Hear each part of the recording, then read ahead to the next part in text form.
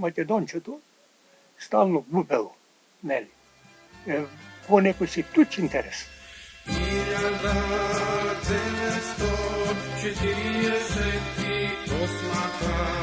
е наш македонски солзи пролеа. Говорењето на македонски јазик и декларирањето како македонец значело казна затвор за македонците од Егејска Македонија.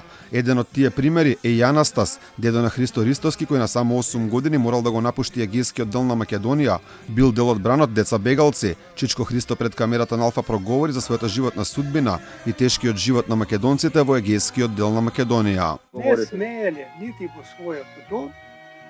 Така имало, нели, луѓе, наречени и дендене шпиони, кои што седеле под прозор, слушале и ако некој зборува на македонски, одма бил притворен. Какви казни имало? Такви казни имало, и бил испратен, нели, во грчките затвори, претежно, нели, на Пелопонес. Пример, тука можем да го дадам дедо, нели, Анастас, кој што за тоа што се декларираше дека е македонец, лежал во затвор. Колку време бил во затвор? Лежал во затвор 2 години. Голготата на македонците во Егејска Македонија, како што вели Чичко Христо, започнала во 1936 година, кога на власт дошол фашистичкиот диктатор Јоанис Метаксас. Вели главна цел била македонците да го заборават македонскиот јазик. Имало училишта, но тие училишта биле грчки и на грчки јазик во тие училишта предавале грчки учители и децата го учеле тој јазик. Всушност, го учеле за да го заборават својот мајчин јазик. Грчката репресија кон македонците во 40-тите години од минатиот век и граѓанската војна завршила со голем бран бегалци, а Грција напуштиле над 100.000 луѓе кои заминале во тогашна Југославија, Советскиот сојуз и Чехословачка. Заминувајќи од родната грудка, Чичко Христо своето основно образование го продолжил во Чехословачка, каде што за прв пат имал можност да учи на македонски јазик од македонски учители. Средното училиште го учил во Полска, каде ги започнал студиите по историја, кои ги продолжил и завршил во Скопје, каде живее и ден денес. Самото патување беше доста тешко, затоа што ние патуваме преку непреодни места и на крајот излеговме во местноста Перо.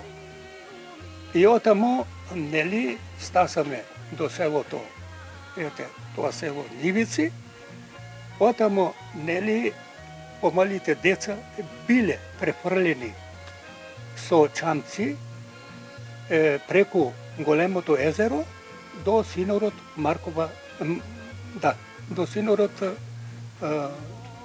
стена. Една од најголемите болки на бегалците од Егејска Македонија е потпишувањето на Преспанскиот договор, со кој покрај промената на името Македонија се откажа и од македонците од Егејскиот дел. Ристоски, чие потекло е токму од Нивици, каде беше потпишан договорот, вели дека тоа е пораз за државата. Договорот во Преспа не е, можеме да наречеме дека македонците губат.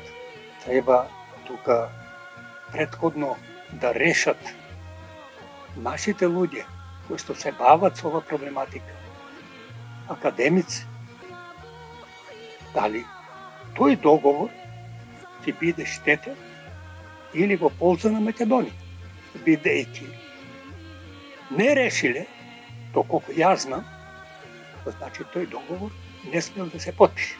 Се проценува дека во текот 1948 и 1949 година, кога најмладите се спасувале од грчкиот режим и репресија, меѓу 28.000 и 32.000 деца ја напуштиле Грција и својот живот го продолжиле надвор од своите родни огништа.